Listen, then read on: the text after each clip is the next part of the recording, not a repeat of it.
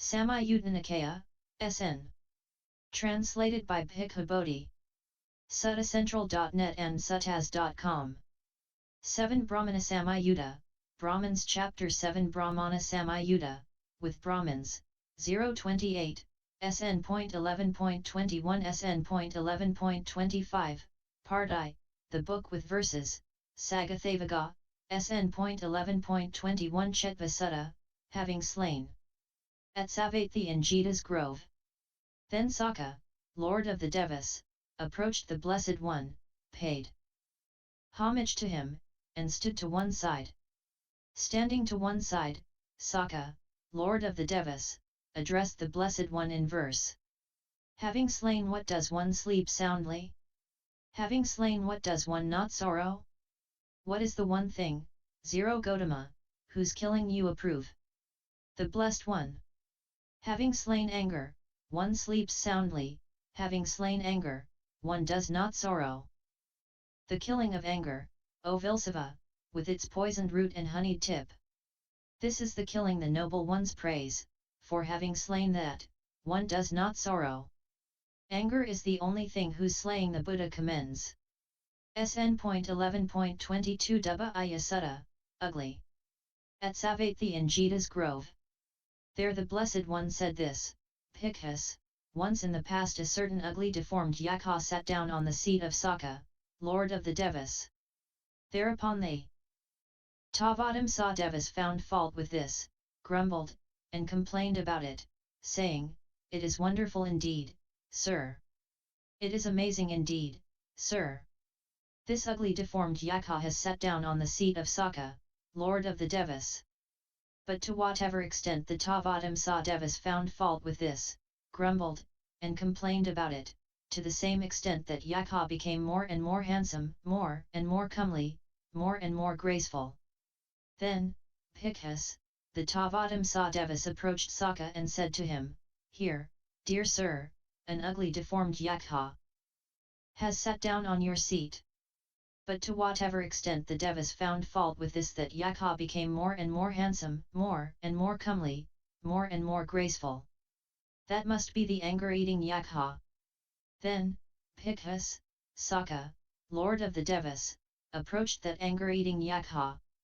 Having approached, he arranged his upper robe over one shoulder, knelt down with his right knee on the ground, and, raising his joined hands in reverential salutation towards that yakkha, he announced his name 3 times, I, dear sir, am Sakka, lord of the devas.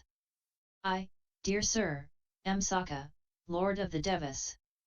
To whatever extent Sakka announced his name, to the same extent that yakkha became uglier and more deformed until he disappeared right there. Then, Bhikkhus, having sat down on his own seat, instructing the Tavatimsa devas, Sakka, lord of the devas, on that occasion recited these verses.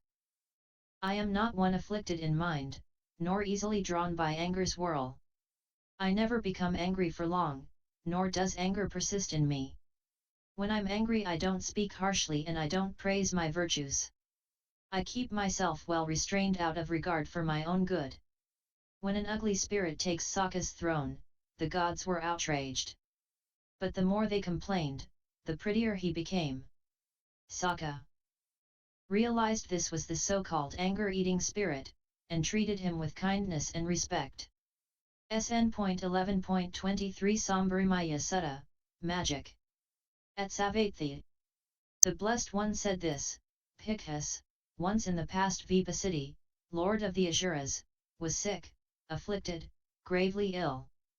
Then Sakka, lord of the devas, approached Vipassiti to inquire about his illness. Vipassiti saw Sakka corning in the distance and said to him, Cure me, lord of the devas. Teach me, Vipassiti, the Sambhari magic. I won't teach it, dear sir, until I have asked the Asuras for permission. Then, Bhikkhus, Vipassiti, lord of the Asuras, asked the Asuras, May I teach the Sambhari magic to Sakka, lord of the devas? Do not teach him the Sambhari magic, dear sir. Then, Bhikkhus, Vipassiti, lord of the Asuras, addressed Sakka, lord of the devas, in verse. A magician Omagava, Sakka, king of devas, Suja's husband, goes to the terrible hell, like Sambara, for 100 years. When Vipassiti fell ill, Sakka visited his old adversary, who begged to be cured. But Sakka demanded to be taught a powerful magic spell first. SN.11.24 Sutta, transgression. At Savatthi. Now on that occasion 2 Bhikkhus had a quarrel and 1 Bhikkhu had transgressed against the other.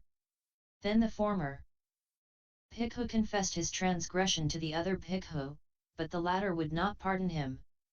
Then a number of Bhikkhus approached the Blessed One, paid homage to him, sat down to one side, and reported to him what had happened.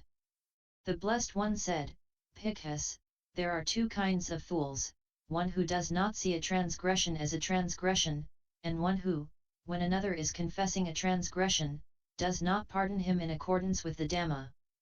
These are the 2 kinds of fools. There are, Bhikkhus, 2 kinds of wise people, one who sees a transgression as a transgression, and one who, when another is confessing a transgression, pardons him in accordance with the Dhamma. These are the 2 kinds of wise people. Once in the past, Bhikkhus, Sakka, lord of the devas, instructing the Tavatimsa devas in the Suttama assembly hall, on that occasion recited this verse. Bring anger under your control, do not let your friendships decay. Do not blame one who is blameless, do not utter divisive speech. Like a mountain avalanche, anger crushes evil people. When 2 monks have a falling out, the Buddha recalls the wise words of Sakka on not letting anger ruin friendship. SN.11.25 Akadha Sutta, non-anger. Thus have I heard. On one occasion the Blessed One was dwelling at Savatthi in Jeta's grove, Anathapindika's park. There the Blessed One said this. Bhikkhus, once in the past Sakka, lord of the devas, instructing the Tavatimsa devas in the Suttama assembly hall, on that occasion recited this verse. Do not let anger overpower you, do not become angry at those who are angry. Non-anger and harmlessness always dwell within the hearts of the noble ones. Like a mountain avalanche, anger crushes evil people. The Buddha recalls the words of Sakka warning of how anger crushes people like an avalanche. References 1. www.accesstoinsight.org